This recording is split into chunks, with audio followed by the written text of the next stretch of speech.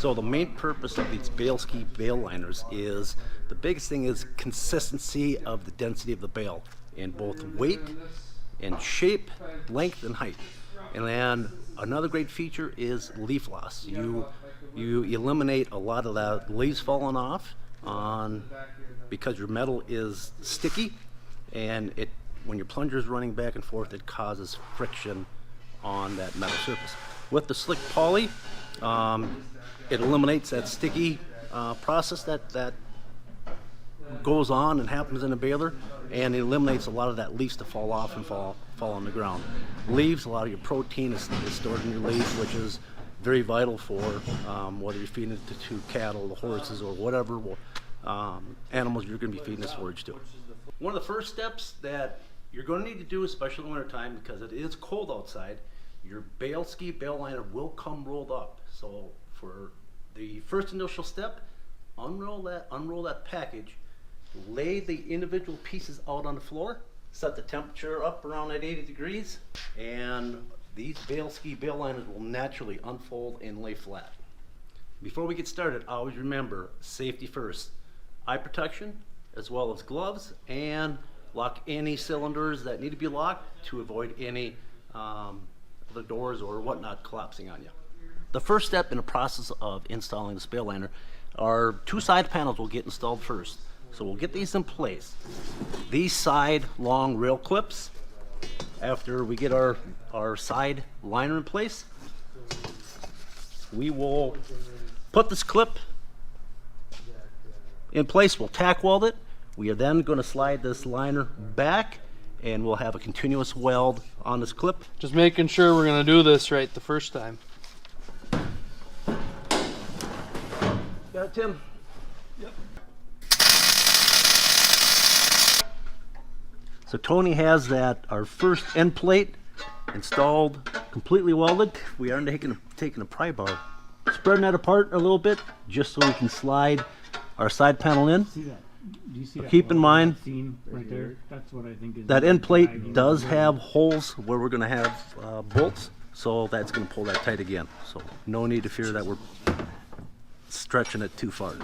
So we are going to put these spring-loaded clamps, we're going to tighten them down, and we're actually going to stretch this poly. So right now we have a couple compression clamps on top and bottom of that side panel. We are stretching that as far as we can, and now we are in the process of putting all the holes in and put the required hardware in place. Step 2, install the right side panel. We are a bale.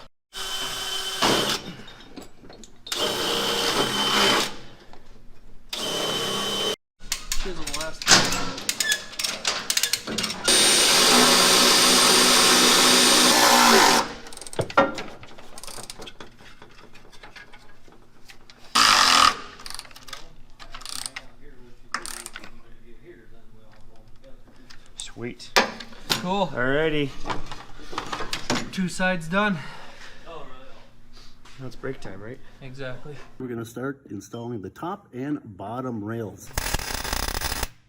Well, now we got the bracket welded on. We got to drill it and tap it, and then we'll slide the plastic ski in there and drill through the plastic and put the bolt in.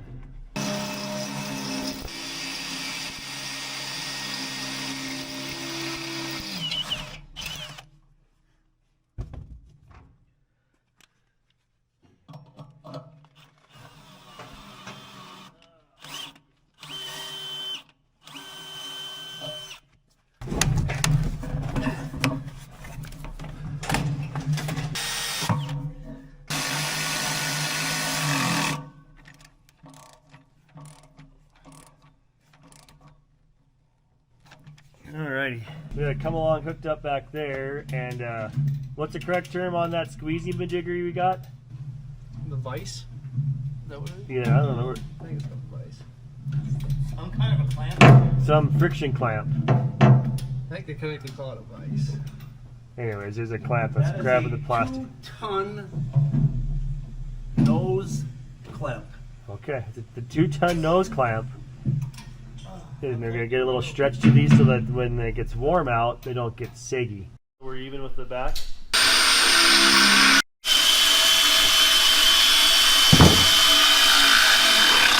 Woo!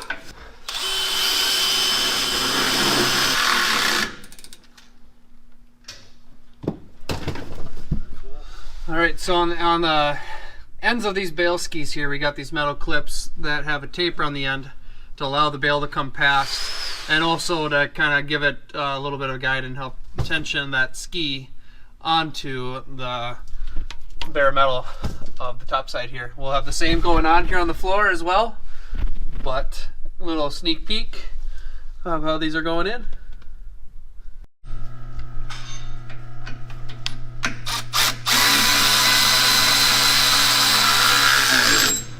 Perfect.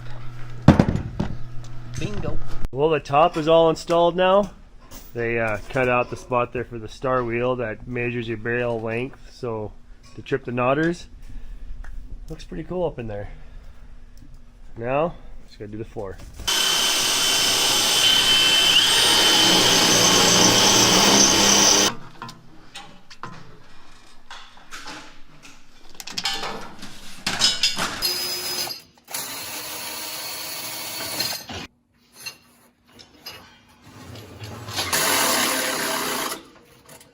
Eric is working.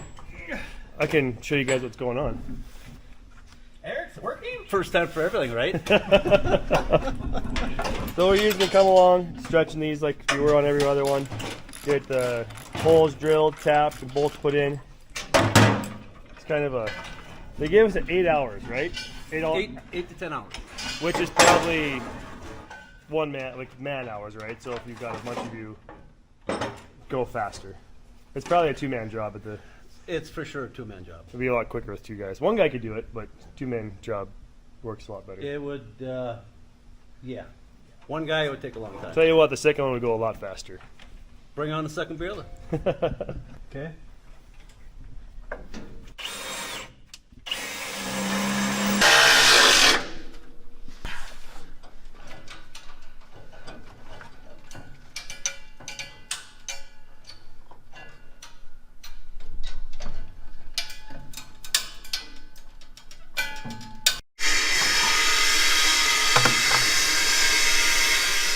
All right, well, Tony, your BaleSkiis Baler Liner is all installed.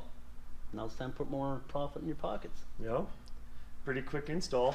I mean, got it into a routine, and Once you found that groove, that routine, it actually went pretty fast. Yep. So, not complicated at all.